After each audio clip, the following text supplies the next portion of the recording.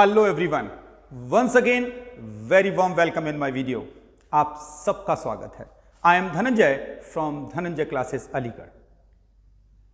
जो मेरे regular viewers हैं वो अच्छे से जानते हैं कि आजकल मेरा डिस्कशन चल रहा है सेल को लेकर, इलेक्ट्रोड पोटेंशियल को लेकर, और उम्मीद है आप लोग इन आर्टिकल्स को अब अपने स्मूथ करते जा रहे होंगे।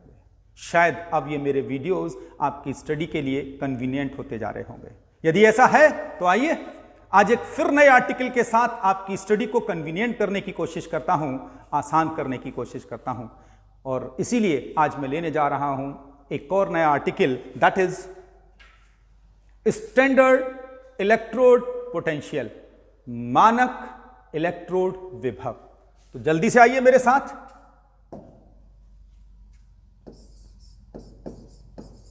मानक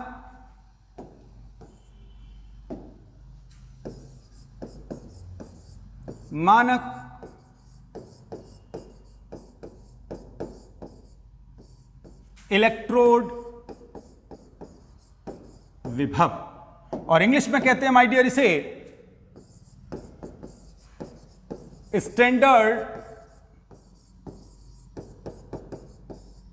इलेक्ट्रोड पोटेंशियल। अब सवाल ये, सर हिंदी और इंग्लिश तो ठीक है, समझ में आ गए, लेकिन होता क्या है ये?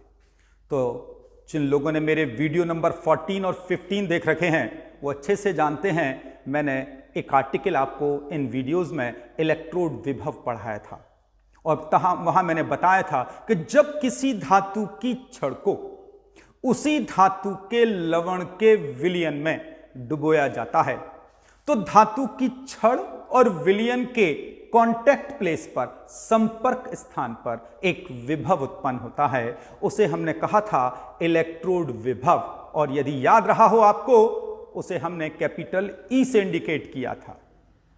तो जो मेरे नए व्यूअर्स हैं उनसे रिक्वेस्ट करूंगा मेरे चैनल पर जाकर वीडियो नंबर 14 एंड 15 एक बार देख लीजिएगा, जिससे आज का आर्टिकल स्टैंडर्ड इलेक्ट्रोड पोटेंशियल आपको एकदम बढ़िया, एकदम अच्छे से क्लियर हो जाए। तो आइए कोशिश करता हूं इस आर्टिकल को थोड़ा सा डिफाइन करने की।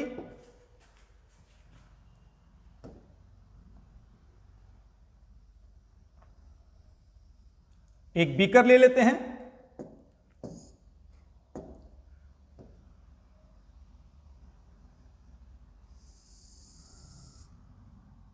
मुझे सुनिए, मुझे समझिए, उसके बाद फिर आर्टिकल के बारे में सोचिए। इसके अंदर हमने एक मेटल रॉड ले ली। अब आपका क्वेश्चन, सर इसमें मेटल रॉड कौन सी ले रहे हैं? सपोज हम इसमें जिंक ले लेते हैं, जिंक मेटल रॉड है इसमें, और इसके अंदर माय डियर जो हम साल्ट सॉल्यूशन ले रहे हैं वो भी आपका पुराना पहचाना वाला जिंक सल्फेट लेते हैं, क्योंकि हमने हर बार अपनी डेफिनेशन में इस बात का विशेष ख्याल रखा है, जब किसी धातु की छड़ को उसी धातु के लवण के विलयन में, तो हमने जिस धातु को लिया उसी धातु के लवण के विलयन में इसको सिंक किया। करने पर हमने क्या पाया था?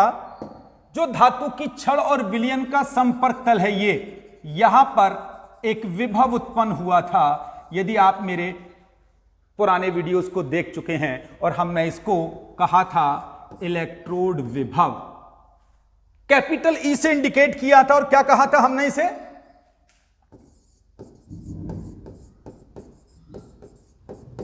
इलेक्ट्रोड विभव। अब आप कहेंगे सर ये तो हमें याद हो गया। तो मानक इलेक्ट्रोड विभव सीखने के लिए इसका क्लियर होना बहुत जरूरी है। तो जिन जिन को ये डेफिनेशन मेरी याद रही है, बस अब इसमें 2 कंडीशंस और ऐड कर देनी है हमें। अब आप कहेंगे सर कौन कौन सी कंडीशन ऐड करनी है? आइए जल्दी से बात करते हैं कौन कौन सी कंडीशन। कंडीशन नंबर फर्स्ट, जो टेम्परेचर है वो 25 डिग्री सेल्सियस फिक्स कर दीजिए स्टैंडर्ड टेम्परेचर, और जो साल्ट सॉल्यूशन है, उम्मीद है आपको दिख रहा होगा साल्ट सॉल्यूशन, यस, इसे आप ले लीजिए 1 m। m का मतलब मोलर। मोलर। अब आप कहेंगे सर हमें तो 1m ही समझ नहीं आया, तो सबसे पहले 1m समझ लीजिए। आप जिंक सल्फेट, अब जिसका मोल 1m सॉल्यूशन बना रहे हैं, पहले उसी को समझ लेते हैं। आप जिंक सल्फेट के एक मोल मतलब इसके मॉलिक्यूलर वेट को काउंट कर लें और उसे 1 लीटर वाटर के अंदर डिसॉल्व कर दें।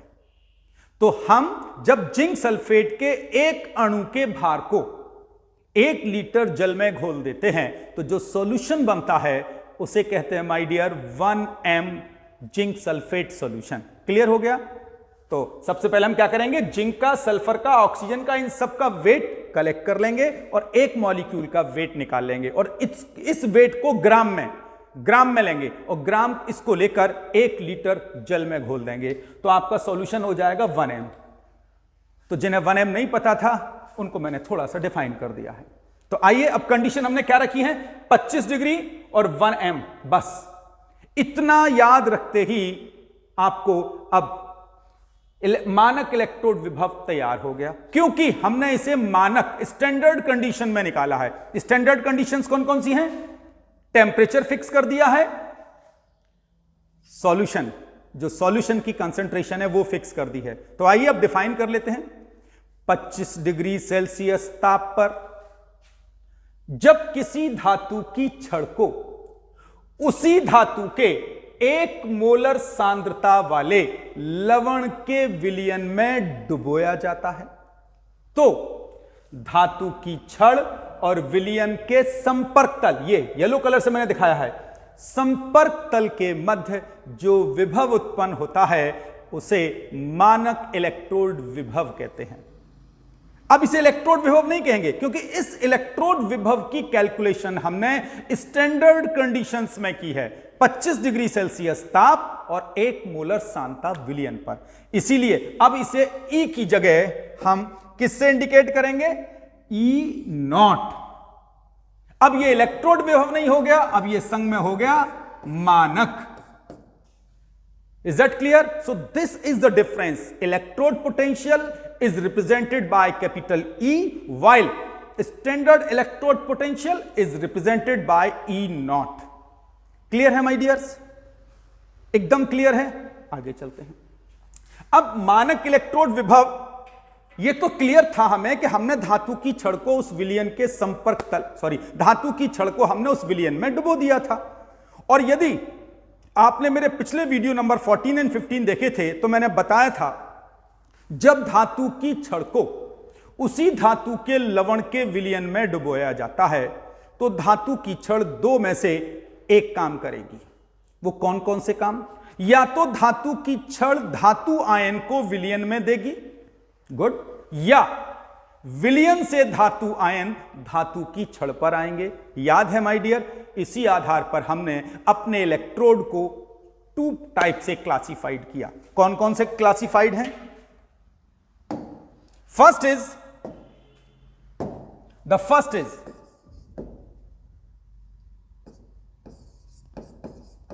मानक ऑक्सीकरण इलेक्ट्रोड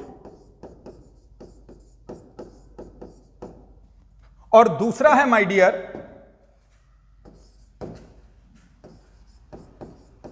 मानक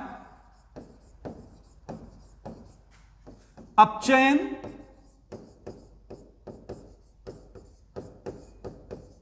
इलेक्ट्रोड। अब आप कहेंगे सर इन दोनों में क्या डिफरेंस है? तो सबसे पहले तो इन दोनों की इंग्लिश क्लियर कर लेते हैं। इन्हें इंग्लिश में क्या क्या कहते हैं हम लोग?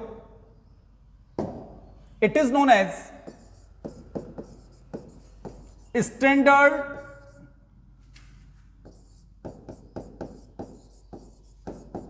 Oxidation electrode and it is known as, my dear, standard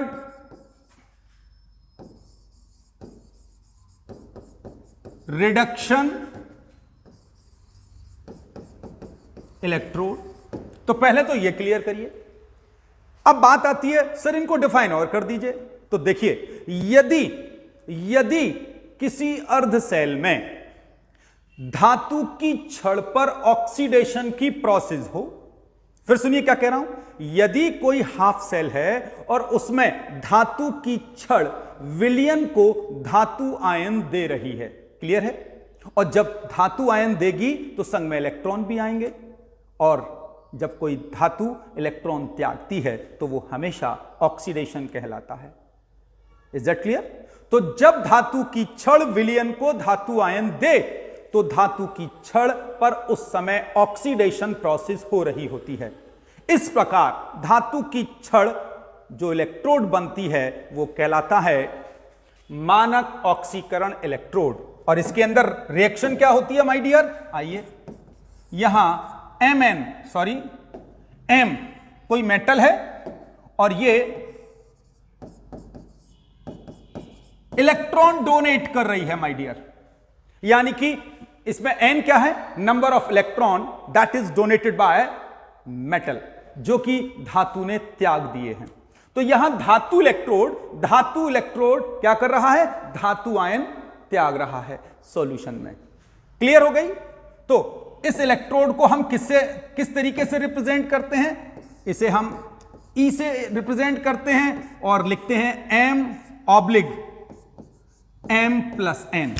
this is the way of presentation of standard oxidation electrode. तो यदि आप अब कभी किसी अर्ध सेल के साथ ऐसा लिखा देखें तो समझ लीजिएगा उस अर्ध सेल पर ऑक्सीडेशन की प्रोसेस हो रही है, समझ लीजिएगा वो ऑक्सीडेशन कर रहा है। क्लियर है मेरी बात? क्लियर है एकदम? अब इसी को थोड़ा सा और आगे ले चलते हैं।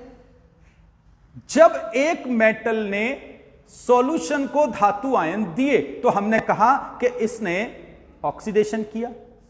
इस प्रोसेस के फलस्वरूप इलेक्ट्रोड पर जो विभव उत्पन्न होगा उसे हम कहेंगे मानक ऑक्सीकरण विभव। क्या कहते हैं उसे हम? बहुत ध्यान से सुनिएगा इन शब्दों को। मानक ऑक्सीकरण विभव, और इंग्लिश में क्या कहते हैं माय डियर्स इसे? Standard oxidation potential. अब आप कहेंगे सर कंफ्यूजन हो गया, इस आर्टिकल को अब दोबारा क्लियर करो। बिल्कुल बॉटम से करना सर। आइए, तो बिल्कुल बॉटम से। जब हमने किसी धातु की छड़ को उसी धातु के लवण के विलयन में डुबोया, ऐसा करने पर यदि धातु की छड़ ने विलयन को धन आयन दिए, यानी धातु आयन दिए, तो ये जो इलेक्ट्रोड बनेगी धातु की छड़, उसे हम कहते हैं मानक ऑक्सीकरण इलेक्ट्रोड, द फर्स्ट। और इस प्रोसेस के फलस्वरूप इस धातु की छड़ पर जो विभव उत्पन्न हुआ उसे कहते हैं मानक oxidation potential, electrode potential. Clear हो गई मेरी बात? अब दो डेफिनेशन हो गई, मानक ऑक्सीकरण इलेक्ट्रोड क्या है और मानक ऑक्सीकरण विभव क्या है। अब आप कहेंगे सर मानक ऑक्सीकरण विभव को एक बार डिफाइन कर दो। जब किसी धातु की छड़ पर ऑक्सीकरण की क्रिया के फलस्वरूप जो विभव उत्पन्न होता है उसे मानक ऑक्सीकरण विभव कहते हैं। और मैंने ये आपको बताया कि जब हमें स्टैंडर्ड ऑक्सीडेशन इलेक्ट्रोड को दर्शाना हो तो उसे हम कैसे लिखते हैं? कैपिटल ई और बेस में कैपिटल M/M+N। इसका मतलब धातु ने धातु आयन दिए। क्लियर हो गया सेक्शन? अब इस वाले सेक्शन पे आ जाते हैं। सर ये मानक अपचयन इलेक्ट्रोड क्या होता है? आप में से कई सारे मेरे व्यूअर्स तो ऐसे होंगे जो मेरे बिना बोले ही समझ गए होंगे कि मैं क्या कहने जा रहा हूं। आइए, क्या कहने जा रहा हूं? हमने किसी धातु की छड़ को उसी धातु के लवण के विलयन में डुबो दिया। ठीक है सर, डुबो दिया। अब की बार विलयन से धातु आयन निकले और वो धातु पर जाकर अपचयित हो गए, रिड्यूस हो गए मेटल फॉर्म में। तो माय डियर, इस प्रकार जो धातु की छड़ है वो कहलाएगी मानक अपचयन इलेक्ट्रोड। और ये जो रिएक्शन आप देख रहे हैं, अब ये रिएक्शन एंटायरली चेंज हो जाएगी। कैसे चेंज होगी? यानी M प्लस Ne कन्वर्ट हो जाएगा M में। अब की बात, धातु आयन इलेक्ट्रॉन एक्सेप्ट करेंगे और धातु में रिड्यूस्ड अपचयित हो जाएंगे। यहां अपचयन के फलस्वरूप हुआ है यह प्रोसेस, इसीलिए ये जो इलेक्ट्रोड बना है इसे हम कहेंगे मानक अपचयन इलेक्ट्रोड। अब आप कहेंगे ओ सर, इसे हमें दर्शाना हो तो कैसे दर्शाएंगे? जल्दी से आ जाइए, इसे कैसे हाईलाइट करेंगे? अब हम इसे हाईलाइट करेंगे E, M plus N oblique M। यहां E का मतलब इलेक्ट्रोड विभव है और M plus N oblique M का मतलब धातु आयन धातु में रिड्यूस हो गए। तो यदि कभी आप बुक पढ़ते हैं, नोट्स पढ़ते हैं, किसी के आर्टिकल को डिस्कशन करते हैं किसी के साथ, तो आप यदि इन दो शब्दों को वहां देखें, इन दो सिंबल्स को वहां देखें, तो तुरंत समझ जाना, यदि धातु ने धातु आयन दिए हैं तो ये ऑक्सीकरण इलेक्ट्रोड है, और यदि धातु आयन ने धातु में रिडक्शन हुआ है तो ये अपचयन इलेक्ट्रोड है। क्लियर हो गया? पढ़ना सीख गए? ये बहुत टिपिकल बताते हैं स्टूडेंट, सर ये बहुत टफ होता है, कंफ्यूजन हो जाता है। बिल्कुल कंफ्यूजन नहीं, यू कैन सी M से M प्लस N आ गया, धातु आयन के अंदर ऑक्सीडाइज्ड हो गई, तो ये ऑक्सीकरण इलेक्ट्रोड हो गया। यहां धातु आयन धातु में रिड्यूस हो गए तो ये अपचयन इलेक्ट्रोड हो गया। अब आप कहेंगे सर क्या मानक अपचयन विभव भी होता है? आइए उसको भी उठा लेते हैं जल्दी से। अब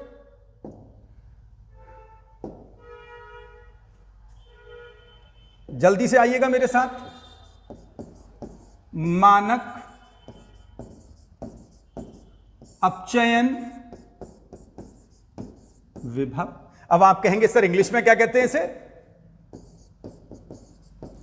स्टैंडर्ड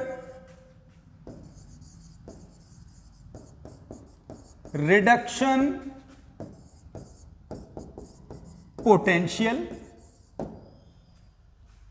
अब इसे परिभाषित करिए, डिफाइन करिए, शायद आप लोग खुद भी कर सकते हैं। अब तो आ जाते हैं, जब किसी धातु की छड़ को उसी धातु के लवण के विलयन में डुबोया जाए और उस धातु की छड़ पर अपचयन की क्रिया हो, तो इसके फलस्वरूप धातु की छड़ पर जो विभव उत्पन्न होगा माय डियर, उसे हम कहते हैं मानक अपचयन विभव।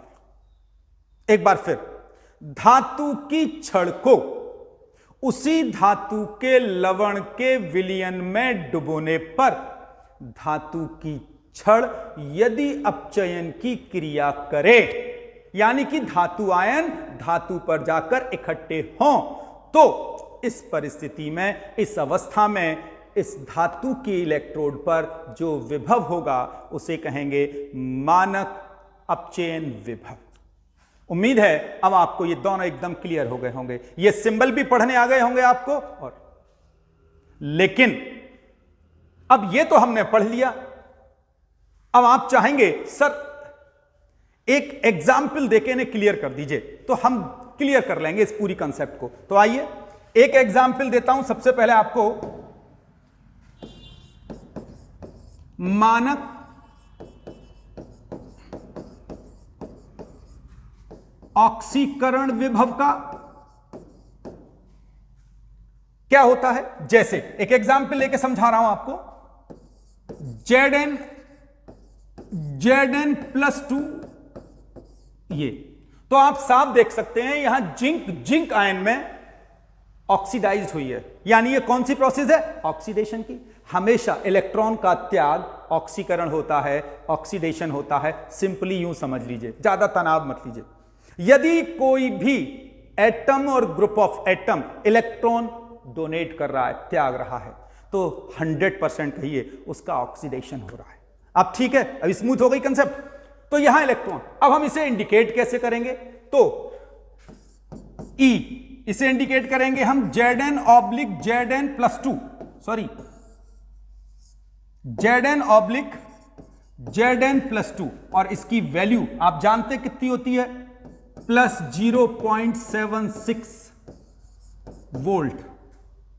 अब आप कहेंगे सर ये याद करना पड़ेगा 0.76 वोल्ट। नहीं नहीं, being a lecturer this is my duty to explain all these things, so no need to remember the value of zinc oxidation electrode potential, याद रखने की कोई जरूरत नहीं है।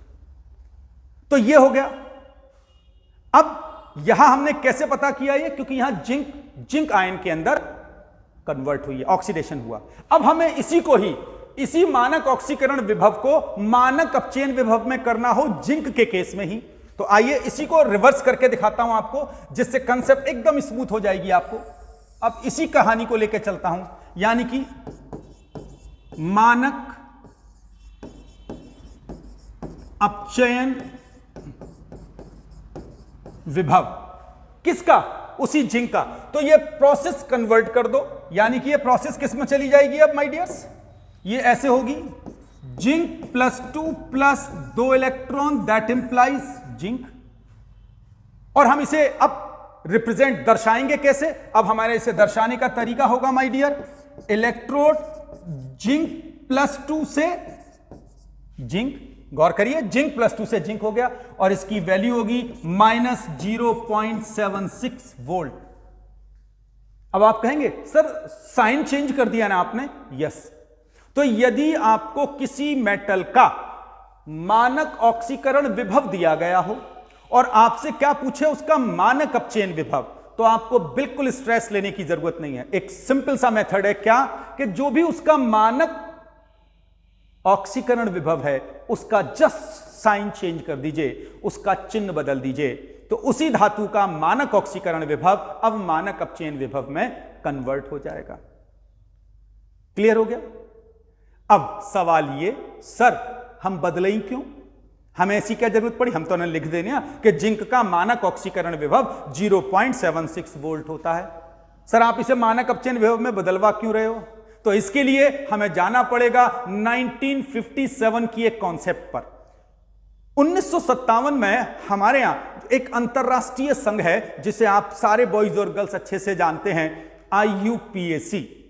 यह एक संस्था है माय डियर जो रूल्स बनाती है केमिस्ट्री को स्मूथ करने के, केमिस्ट्री को आसान करने के। तो 1957 के आसपास इस संस्था ने कहा कि जब भी कभी हम किसी सेल के इलेक्ट्रोड विभव की बात करेंगे तो उसमें हमेशा हम उसका मानक अपचयन विभव ही लेंगे। इसलिए माय डियर मैंने आपको यह कॉन्सेप्ट समझाई कि यदि आपको मानक ऑक्सीकरण विभव दिया गया हो तो उसे मानक अपचयन विभव में कैसे बदलें। अब आप ये कहेंगे तो सर 1957 ने वो जो साइंटिस्ट की एक यूनियन है उन्होंने क्या बताया, आइए सीखते हैं। ये नोट करने की बात है, इसे हाईलाइट कर रहा हूं आप लोगों के लिए, बहुत इंपॉर्टेंट है। ऑलमोस्ट 1957 की इंसिडेंट है और ये इंसिडेंट जाती है IUPAC के अंतर्गत। क्या कहा उन्होंने कि जब भी कभी मानक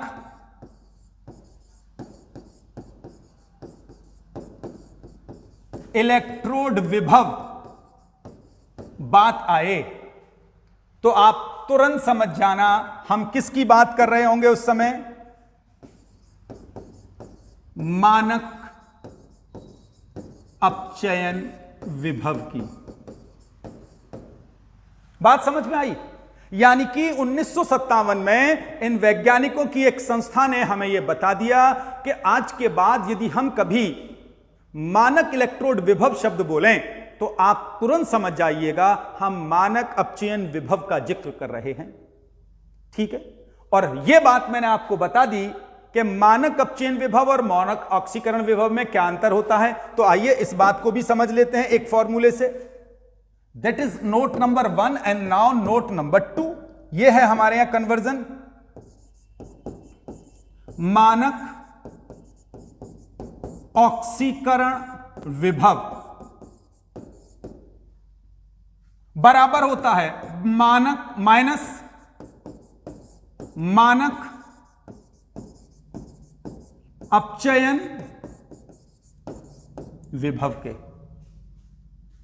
यानी कि मानक ऑक्सीकरण विभव हमेशा मानक अपचयन विभव का माइनस अपोजिट हो जाता है। या आप इसे यूं भी लिख सकते थे माय डियर, थर्ड में बात करूं तो जल्दी समझ जाएंगे आप मेरी बात। मानक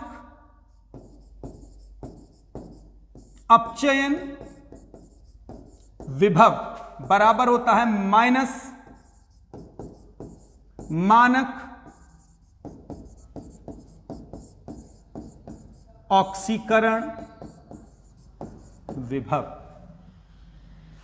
अब आपको यह भी क्लियर हो गया होगा।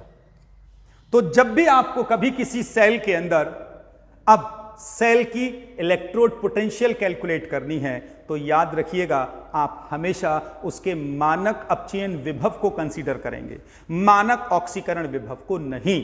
और यदि न्यूमेरिकल में मानक ऑक्सीकरण विभव आ जाए तो जो भी वैल्यू है बस उसका साइन बदल देना। यदि वो पॉजिटिव है तो उसे नेगेटिव कर लेना और नेगेटिव है तो पॉजिटिव कर लेना।